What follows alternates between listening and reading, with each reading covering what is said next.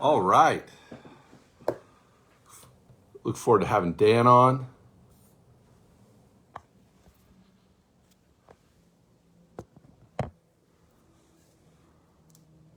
All right.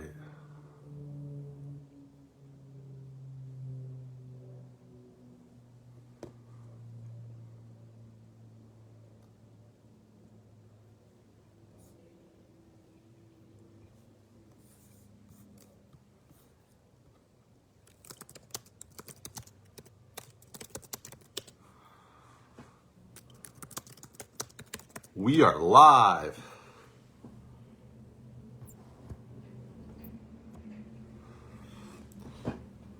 Great to see Susan Waller on.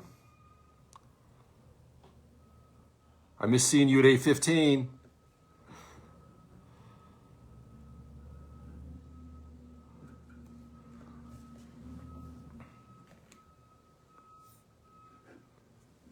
All right. We got some, who we got here?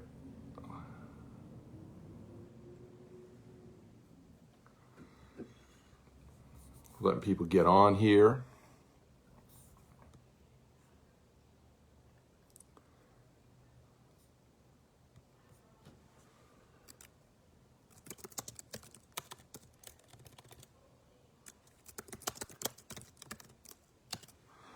Mary Lynn, good to see you.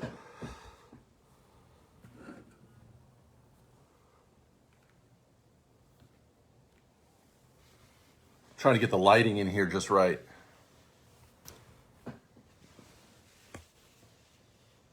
That's a little too much. All right. Beautiful day today outside. Hopefully you've got a chance to go take a walk outside. Make sure you get a little lunch, get a couple drinks. I've got some, this is not a product placement, this is just the real deal. Some Canada Dry, 0 sugar ginger ale.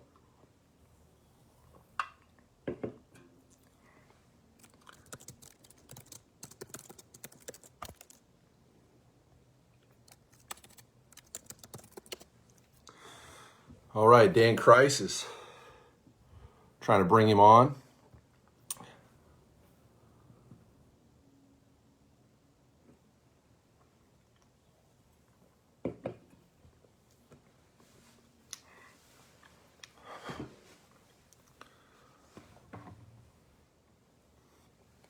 The problem is the sun is moving, and so you got to stay ahead of it or you get blinded,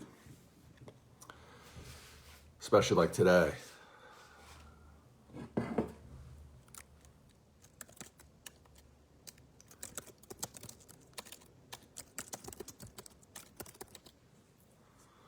All right, let's see here. Who we got here?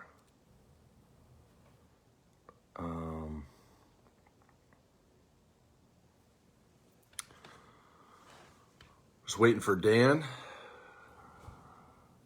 Oh, there he is.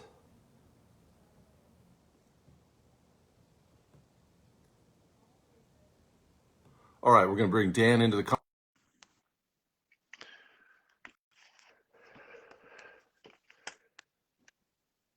Oh, there we go, Dan. Good to see you, man. Are we good now? I think we're good. That was a little bit crazy, but I think we got it. Yeah. Well, we beat the 12 o'clock deadline, so we did about 15 minutes better than last week. Yeah, we went into pastoral ministry, not to master technology, but you got to do what you got to do. We do what we can. We do what we can. So I was just sharing with our viewers. I have some Canada Dry ginger ale. It's one of my favorites. Do you have a drink of choice? Well, I don't have any. And it better not. It better not be Pepsi. It better not be Pepsi. It's not. It's Dr. Enough. Okay. Are you familiar with No, Dr. Enough? What is that? Yeah. Ah, man, can I find a picture of it? I don't know if I can. So it's sort of like, it's a little bit like ginger ale, but it's just East Tennessee. What do you mean? I mean, it's like a local, it's like cheer wine, it's like North Carolina. Yeah. and Ale 8 is like Kentucky. Well, Dr. Enough is like East Tennessee, and you can get it at Cracker Barrel.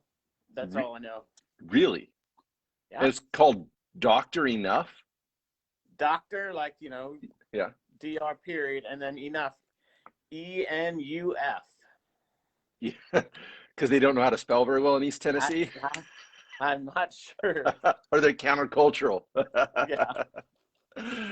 All right, Doctor Enough. What does it taste like? It's like a little bit like ginger ale, a little bit like, Sprite. It's, yeah, I don't know. It's nice though. I'll bring you some. Oh man. Well, I love ginger ale. I mean, like, and this has kind of Oh, been you like some Dr. Enough. oh, Because maybe I Dr. Enough it's meant to be infused with some vitamins, so it's almost healthy, but not really. yeah, I don't know if I want anything too healthy. It doesn't taste healthy. It tastes like soft drink, but you know. Well, as people are kind of getting on to the feed to watch the conversation, um, people probably don't even know, like, as far as explain your schedule at RPC right now for the next couple months. Yeah, well, Lindsay and I just kind of worked it out. So basically, what we've done, because we've got one son just about to finish high school, is that I'm in town 2 Sundays a month. So participating in worship, whether that be preaching difficult texts that Jeff assigns to me, or whatever else we have to do, the other pastors do in the services, and those are at either end of a week that I'm here solidly. So I'm actually in the office. Me and Ellen, I think, are the only ones here today now. Sheree just left, so I'm here this week, obviously, because I preached on Sunday. I'll be here, I think, in the 11 o'clock service this coming Sunday, and then back again Holy Week. So Palm Sunday, Easter, and then back again a couple weeks after that, because that's when the mission auction week is. Right. So when does that start? We do some. So mission auction, it starts on the 11th of April. That's when things go live, if you like. And then the actual auction aspect of it, when you and I have to do whatever we have to do on the night of the auction, that's the 17th, the Saturday the 17th. So yeah. Awesome. So we're trying to kind of get organized. We're still getting stuff. We're still collecting stuff, to auction off. We're trying to encourage people to be hosts if they feel comfortable with that, either just as family groups or other people that are in their circle, if you like, or all those people that have now been vaccinated, they can just party it up, whatever they do. Yep. Awesome. That does not include me. Yeah, we'll get you. So you're saying you're not over 65 yet? Not yet. All right, brother.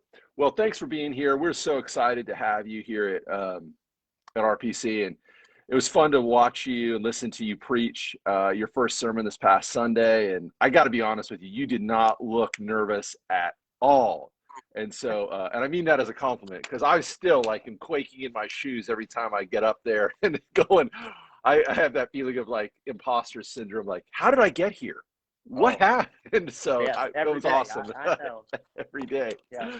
It did help that there are only 10 people in the congregation, so you don't get too nervous. Not as many people can throw things at you. That's true. Well, trust me, there were a lot of people watching. Yes. So, okay, man. So when you were preaching, I cannot, this was amazing. Like, there was a guy that when I was in college, that had different content, of course, but his cadence and his rhythm of preaching and kind of how he inflected his voice, it was identical to you. And I went back to my early 20s, and I was like, oh my gosh. And and that is a huge compliment, because I still remember what a phenomenal preacher he was. But I was wondering, who,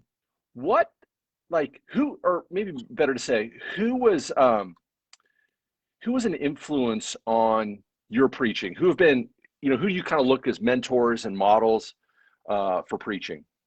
Yeah, there's a few of them, actually. The first one is my dad, who was a minister in the United Methodist tradition for, he's retired now and whatever for years. So I kind of grew up hearing him, and he was a very good preacher. as I remember. And that's a lot of pressure. Did you like? Oh, absolutely. I'm hoping he's not watching right now. I don't think he knows how to work Facebook, so I think we're good. We're good, but didn't you say that when you preach, he'll watch or listen and then send you kind of a critique? Yeah, usually he was fairly complimentary this time. Although, as I said in a meeting we had earlier this week with John, he had more to say about the anthem than he had to say about my sermon. Well, that's good. It was a good anthem. Yeah, it was very good. So, okay, so your dad was an influence. Who else was an influence? And then there were some other people. Tony Campolo. I mean, I went to Eastern University, and he's just a powerful communicator and speaker and all that kind of stuff. So he was very influential. And there's some others that I listen to. I actually love, like, kind of a more modern person. Like, I love to hear Rob Bell speak. Mm-hmm. He communicates really powerfully. He's got a very different kind of cadence. He doesn't preach the way he talks. He's kind of more, I don't know, conversational in the way he does it, and a little bit quirky actually. But yeah.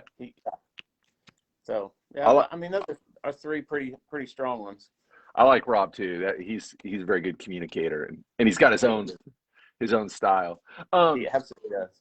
So I'll be honest. When that text fell to you, a lot of people thought I was kind of mean, unkind, ruthless, trying to like bully you. Why was that text especially? Do people perceive it as such a hard and difficult text to preach on? I mean, that's a great question. When I think about any text, really, I mean, especially ones like that are so familiar in a lot of ways. Approaching those things, one, it's just challenging because here's Jesus kind of rebuking Peter and being really direct and announcing his coming demise and all that stuff for the first time. There's all those kind of issues. But again, with things that are so familiar, it's difficult to actually hear the scriptures, and how many times have you heard a sermon on that passage or read that passage and all that kind of stuff? I mean, we become comfortable and familiar with things like that. I think we tend to gloss over them and not really dig deep and find, what is the meaning? And, scripture says of itself in Hebrews, says the word of God is alive and active. So I read that scripture, as I prepared for that sermon, it said something completely different to me than it has said to me at other times. So it's just, so it wasn't, maybe not that scripture specifically, but I think anytime that I approach scripture, again, particularly, aspects that are pretty familiar to us, it's always kind of challenging. And what does it say, to this community at this moment in time? Yep. I love that. What is your process in preparing to preach? I mean, I that morning I just kind of woke up and like, all right, I know that ain't true. Let's do it. I spend quite a lot of time. I like it when I have a text and kind of a theme. I've been doing a lot of pulpit supply, and they'll say, "Oh, just preach on whatever you want." That's the worst. Right. What is you pulpit have no supply? Idea what went before. For people that don't know, what is pulpit supply? Pulpit supply is when a pastor's smaller church, smaller congregations have one pastor, and if he or she goes on vacation, they need someone to step in, and often they'll call on someone who's ordained in the area but not in the church. So I would do that a lot. I was working at the university, and there's lots of small Presbyterian churches around that needed someone who was ordained, who could do communion or those kind of things. And so that's pulpit supply. And sometimes they follow the lectionary, and that was somewhat helpful. You'd know, okay, well, I'm not preaching because I didn't see last week's, and I have no idea. We could be preaching the same thing. Oh, just pull out our favorite passages. So it was helpful to me to kind of get a text from you, and you and I talked about, what's the theme and what are we thinking about in terms of Lent and all that kind of stuff. And then preparation is I do a whole lot of study. Mm-hmm. I'll read that scripture a bunch. I'll go and read commentaries about it, or articles, papers about that specific section, or even wider, like what's happening culturally and what's going on. Some word studies, potentially, all that kind of stuff, to try and dig down a little bit. Like I said, because otherwise we just read things at the surface, and there's so much more to it. So. Mm-hmm.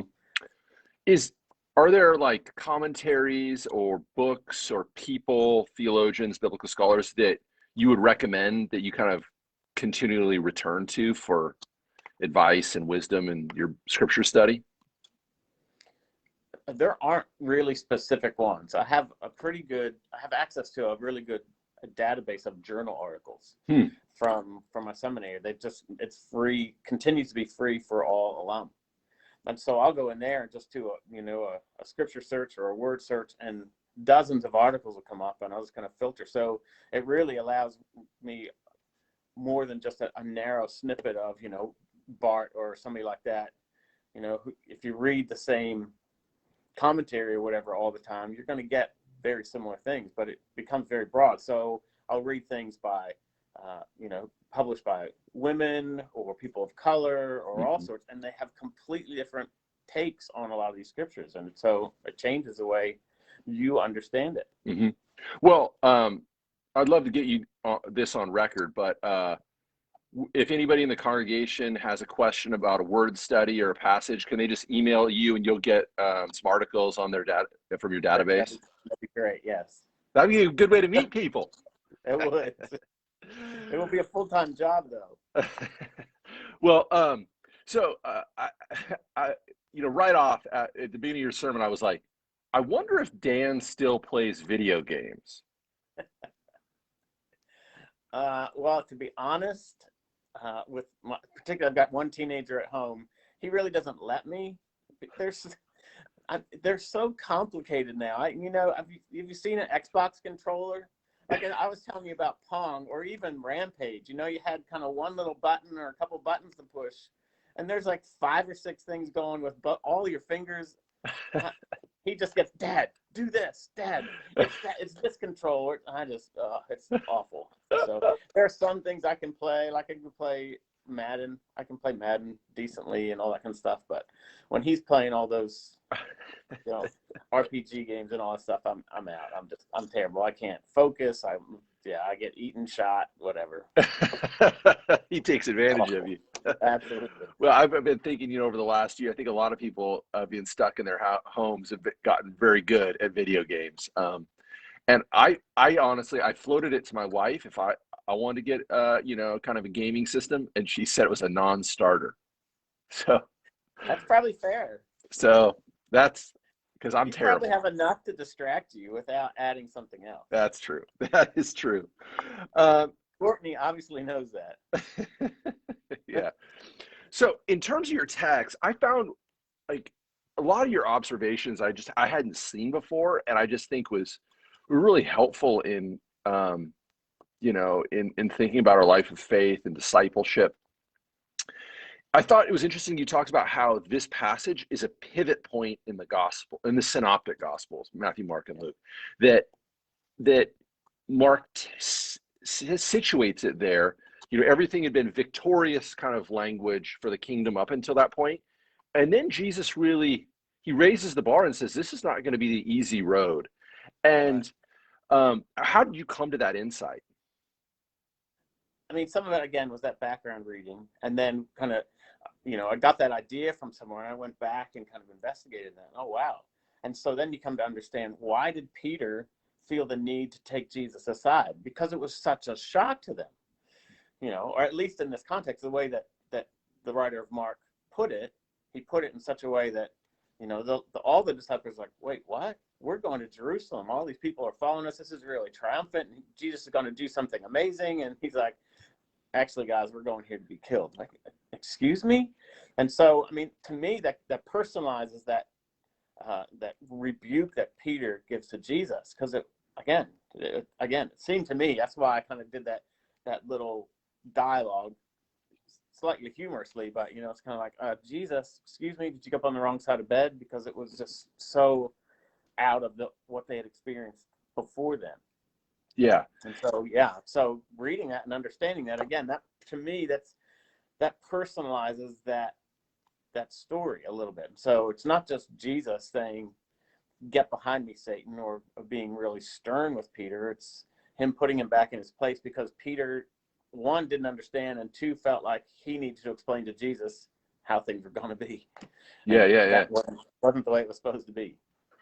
Wow, that was really powerful. What has there been a time where like in your life and devotional life or spiritual life, like you felt that like kind of hard rub of the gospel, that like I've got to I got to change directions, things have got to change.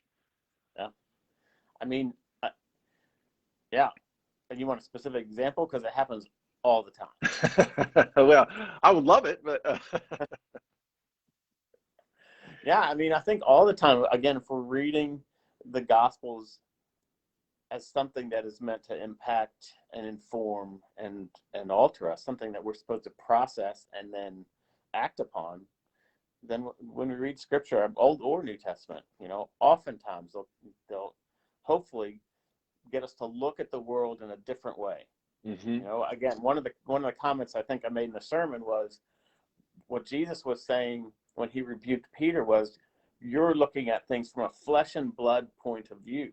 Well, that's the point of view that you and I almost always take, but that's not the point of view that we see God taking in the Old Testament or Christ taking in the New Testament. So what does that say to us? hmm And how do we kind of then extrapolate that out? And how does that alter the way we live our lives? hmm And so all the time. Wow. I think I was wondering as you were kind of delivering the message, like how this is it's not like we ever figure it out, right? It's not ever like, oh, put a bow on it, we can move on. Right. We figured it out. Like hearing God's will, like deciding to put God first, Christ's commands first, is always a wrestling match. How are some what are some practical ways that you found helpful in kind of discerning God's will and kind of keeping you on the straight and narrow path, if you will?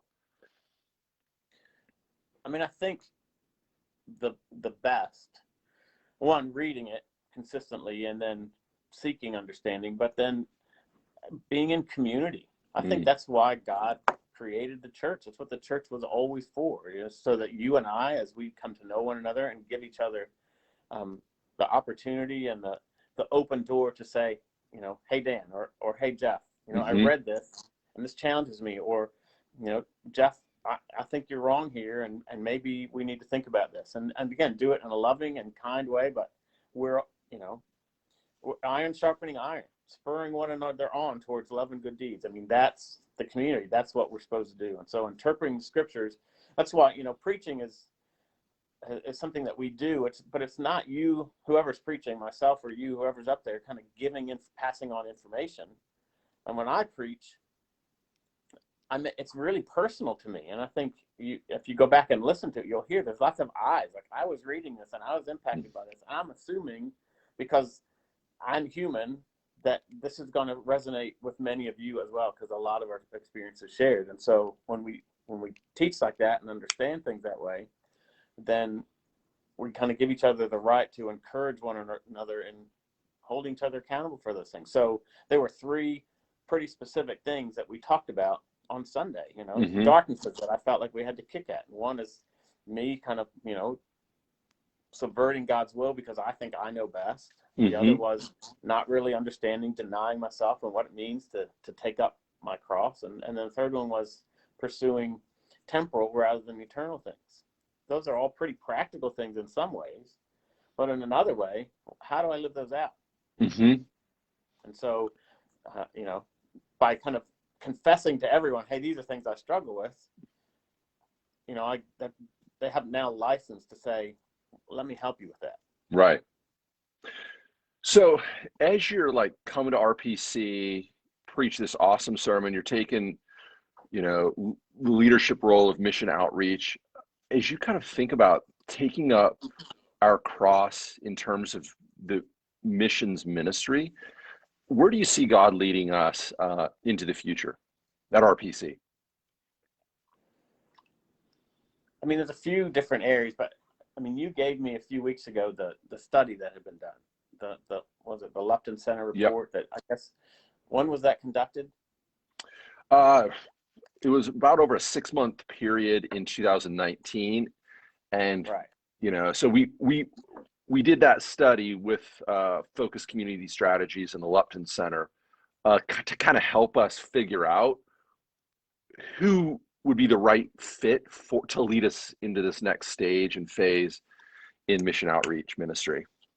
Right. But then also, not only the who, but then how do we do it? Like, what is it that we're to do that's going to be impactful? And so, Right. unfortunately, you kind of did that, and then COVID.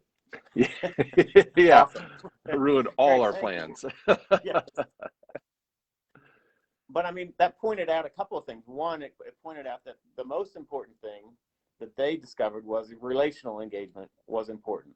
So it's not just RPC. I mean, a lot of what we do is, putting up, we have a mission auction, you have the golf, and we have people that contribute directly to missions. And so we do put up significant amount of finances, but finances disconnected from relationships don't really change anything or do anything. It doesn't change us, and it ultimately doesn't change the people that we're helping. Does that make sense? Because it's patronization, or it's just throwing money at things. And so that was the first thing. And the second thing that study pointed out was we really need to figure out what are some clear goals. Like, what is it that we're trying to achieve in neighborhood action, with Drake House, with all these other things, and how can RPC be tangibly involved in those things? So RPC doesn't mean Dan or Jeff. It means the whole congregation. Like, how can people be involved as much as they can be? And of course, again, the last 12 months have made that really difficult. Fortunately, we had the financial aspect. If we didn't have the financial aspect and we only had bodies, we would have had nothing to offer this last year. But because we have both, it meant that during COVID, people could still be cared for because people gave generously, and that there were people who were able to still serve and help and all that kind of stuff. Yeah. But when things open up again, that we have to do those things together. Yeah, absolutely. And I would let folks know if they want to hear about what Neighborhood Action Ministries, which is one of our key kind of ministries that ministers to folks in the Roswell, North Metro Atlanta area. If you want, and it's under the direction of Dr. Clara Herrera, and now alongside you, Dan. Sign up for the RPC Neighborhood Action Ministry monthly newsletter. Clara does a fantastic job of putting pictures in, telling stories of transformation. And unfortunately, just because there's so much going on at RPC, oftentimes these stories of transformation and impact, people never hear about them. And so I'm always reminding people, you can get a monthly email where she catalogs all this stuff. And so much is happening. She's fantastic. Yeah. Does so much work, so much unseen work.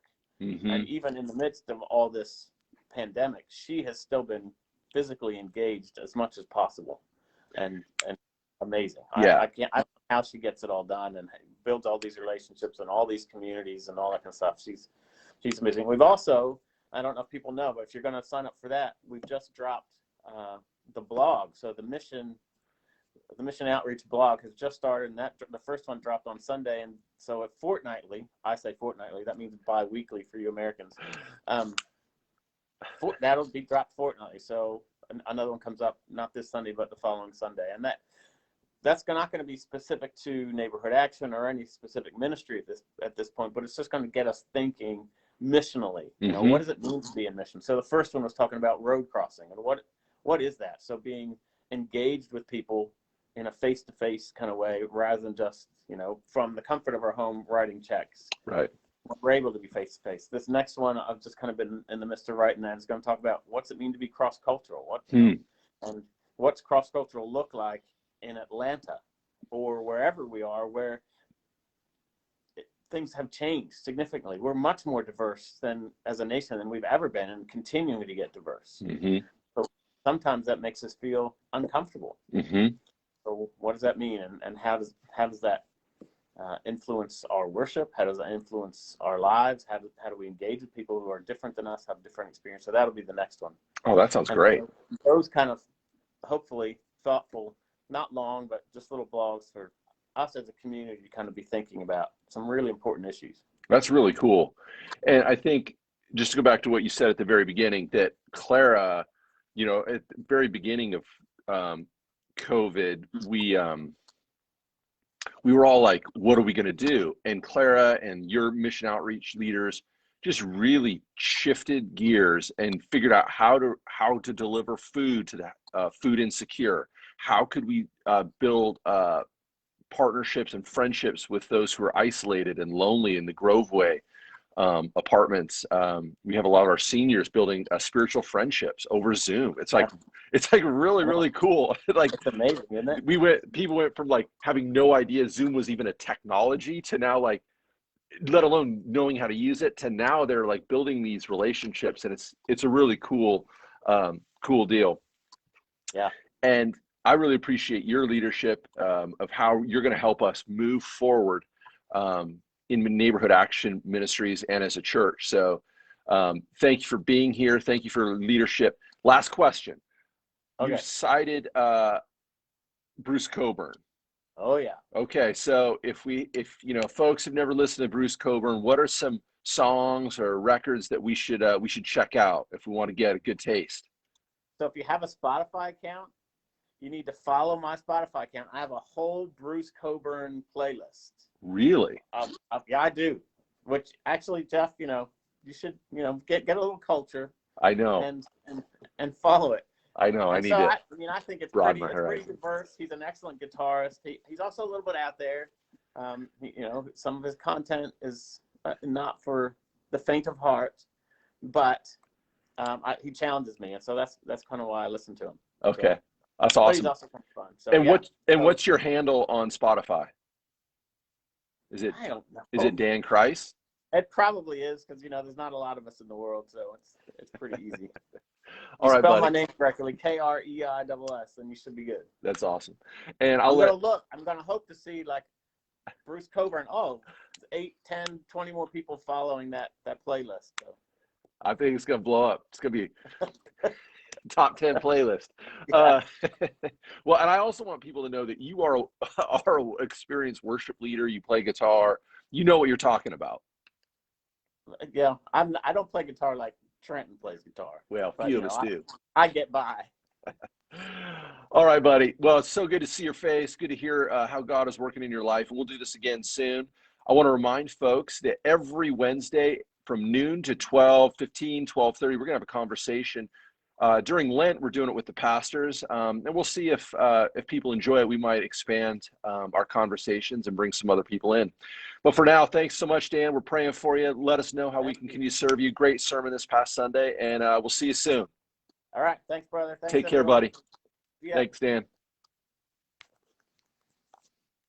All right, everybody. It's been so great to see you. Thanks for tuning in. I hope you're doing well. Remember, we have services this Sunday at 9 and 11. We're going to have a bunch of ministries happening, continuing to, as we continue to open up. I want to let you know that the church office is open from 9 to noon, Monday through Thursday. Well, I hope you've felt God's presence as we have been closing the distance today. Be well, be safe, and see you soon. Thanks, y'all.